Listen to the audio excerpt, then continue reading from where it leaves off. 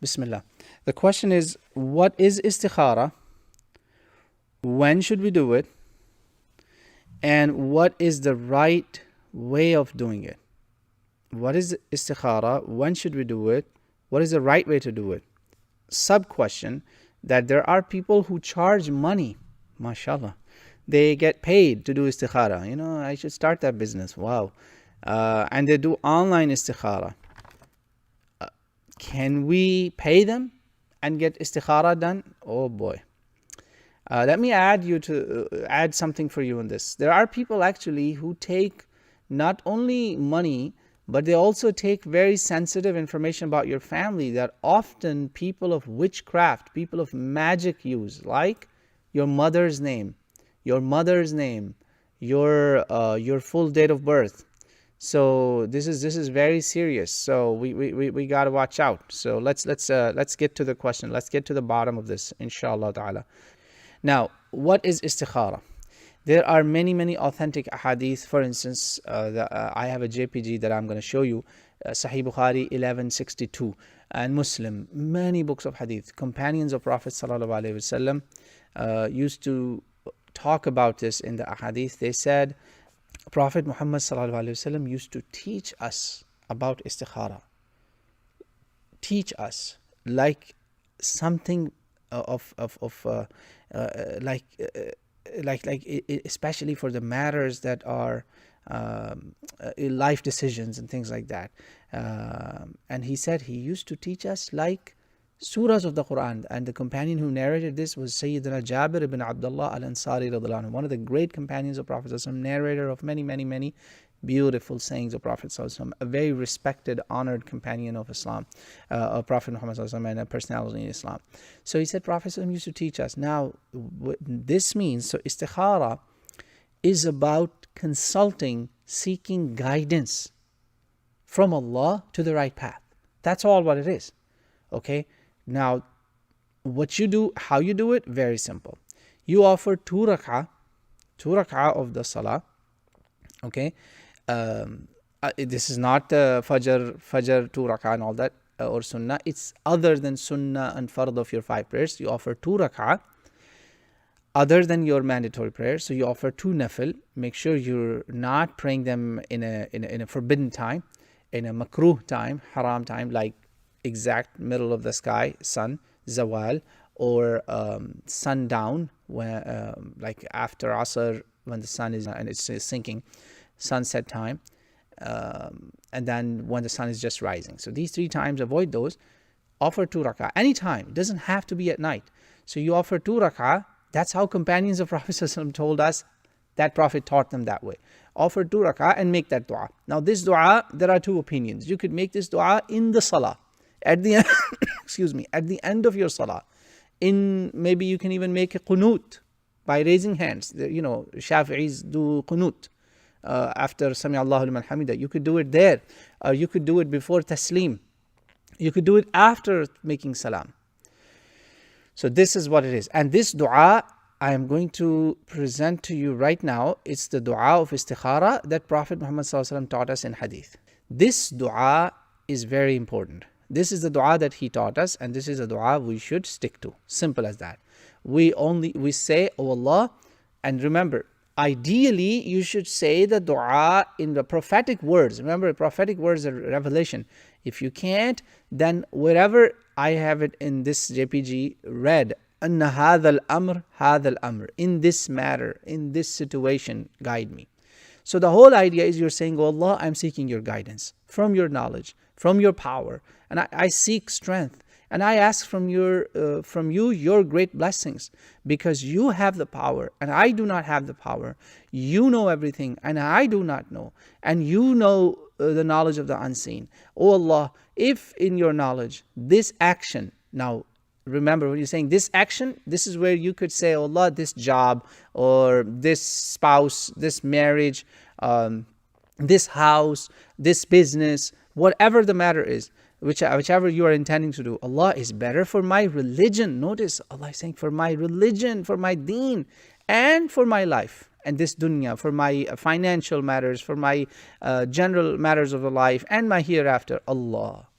See, dunya is only one piece here, and three pieces, out of three pieces, only one piece is dunya. Everything else is hereafter and your religion, your faith. Subhanallah. If this matter is good for my faith and good for my worldly life and good for my hereafter, then destine it for me, make it destined for me, and make it easy, and make it a blessed one for me. Barik li fi. Then again you get to the next red part.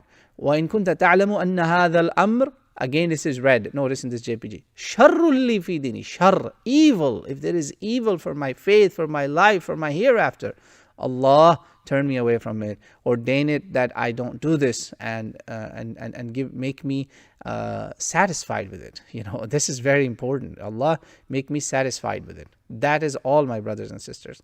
So you see, this is the dua of istikhara that we all should go for, and that's the prophetic way. Alhamdulillah.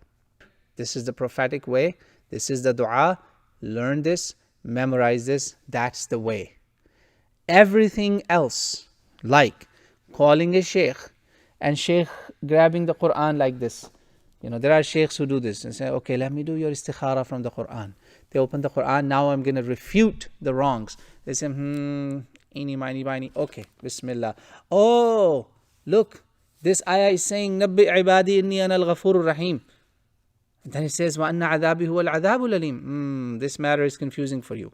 So then they open again. And then they have rules that, okay, this is the ayah of Jannah. This means this is a good thing for you. Do it, son.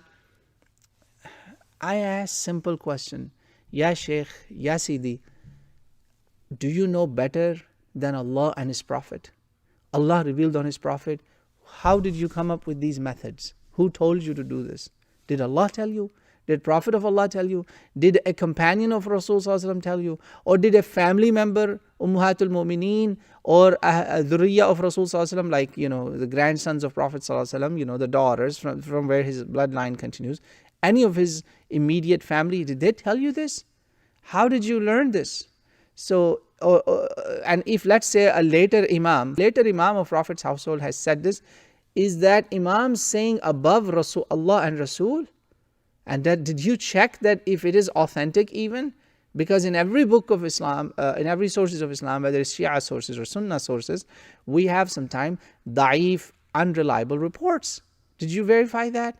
How can you trust blindly? So sheikhs are responsible for actually spreading wrong istikharas.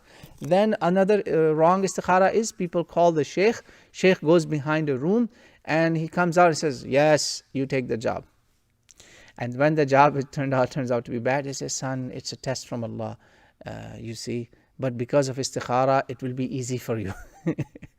They, very sadly, it's another form of shirk, associating partners with Allah, that if something turns out to be good, they take the credit. If something turns out to be bad, they give the credit. Astaghfirullah. They blame Allah subhanahu wa ta'ala. A'udhu billah. May Allah save us all from this. Stick to this. This is the take home. This dua of istikhara is the take home. Everything else is incorrect. You ask me, like people who take money, nobody needs your money. Nobody needs your hard-earned money. Just do the istikhara. Then there are other scholarly opinions that if you see a dream, ask some knowledgeable person the interpretation of that dream, the meaning of that dream. Yes, fine. But the dreams of non-prophets, we're not prophets, okay? Those who are not prophets of Allah, you cannot be 100% sure that our dreams are all absolutely correct, okay? So don't take complete reliance or complete dependence or complete guidance from a dream, all right? That's not the point. The whole point of istikhara is when you do this dua, the whole idea is that you are taking guidance from this, from the prophetic teachings that is connecting you with Allah subhanahu wa ta'ala. That's all. You are taking guidance from Allah subhanahu wa ta'ala through the prophetic teachings, and of course it's revelation from Allah subhanahu wa ta'ala. Now because you consulted Allah subhanahu wa ta'ala, you will make the decision. That's it. That's all you have to do. If this turns out to be bad for you, there will be inshallah a better message behind that, a better purpose. Don't think that because you did istikhara it turned out to be bad. There are people who will warn you, oh, don't do istikhara. If you did istikhara, you will be you'll be held accountable if you did not follow it. What do you mean by not following it? There is no revelation from the skies coming down that you have to follow it. This is istikhara. You just consult Allah subhanahu wa ta'ala and then decide what your heart is satisfied with. Simple as that. That is it. Don't make your mind first and then go for istikhara. Okay? Anyway, Alhamdulillah, I hope this answers the question. I'm going to share with you an interesting story. A brother came to me. He said, brother, I saw a dream. It's a white, beautiful white cloth room, like a beautiful wedding decorum.